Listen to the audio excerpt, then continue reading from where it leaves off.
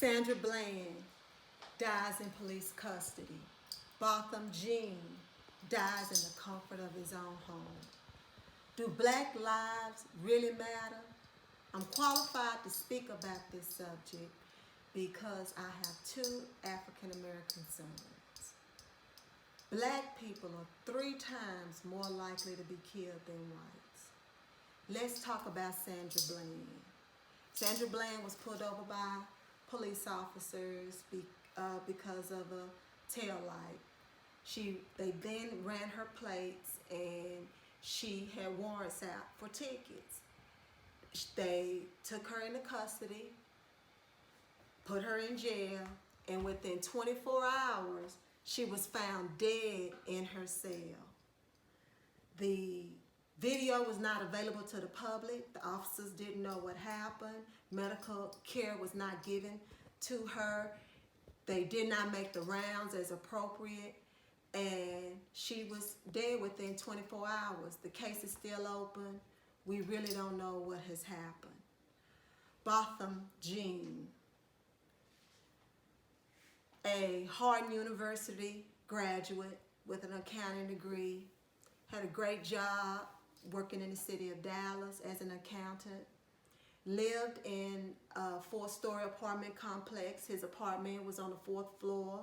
Police officer has worked a 12-hour shift. She mistakenly goes to the 4th floor instead of the 3rd floor and enters his apartment. His door was unlocked because he was waiting on guests to arrive, and he was killed in the comfort of his own home. The case is still open. The officer is being investigated. Took 3 days for this officer to be arrested. So, do black lives really matter? According to the Mapping Violence tool, unarmed blacks that cooperate are more likely to be killed. In Utah, 30,000 lives. Alaska, 25,000. Oklahoma, 23,000. Same crime, different time. According to the Washington Post 2014 University of Michigan Law School, 75% of blacks are more likely to get the mandatory sentence for the same charge as whites, and whites normally get the minimum sentence. Black lives do matter. According to Netflix, blacks are incarcerated. 2,500 people, black people, are in jail versus 670 white people. Black lives do matter. So, in conclusion, I like to say that 99% of the cases, the officers are not convicted.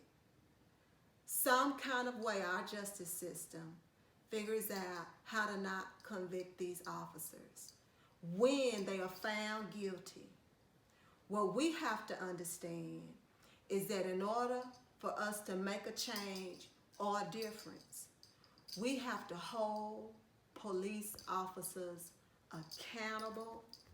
We have to get involved in our communities.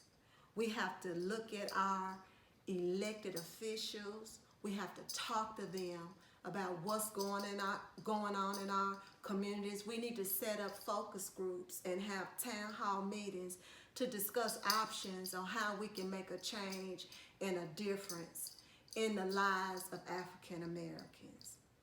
We can only do this by engaging everyone, and we're not saying that all lives don't matter. We just want to make sure that we pay special attention to what's going on with law enforcement when it comes down to our black lives and our young people that are living in the community. So I like for everyone to consider getting involved, figuring out what you can do in your community, making a difference, making a change. We can do this if we all just come together and figure out how we need to handle this. I'd also like to add that in these two open cases that are still under investigation, nothing has been laid out for the media.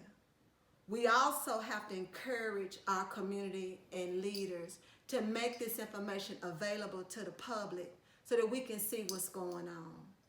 My name is Belinda May. I am a business owner. I'm a mother. I'm a community activist. I serve on many boards here in my community and in my city. And I'm a solution seeker. My question to you is, would you feel safe being an African American driving in your car and you're pulled over by a police officer? Would you feel safe? Especially knowing that the end result would mean death, could mean death, or being unfairly treated by our Justice Department. We need to make a change. Thank you.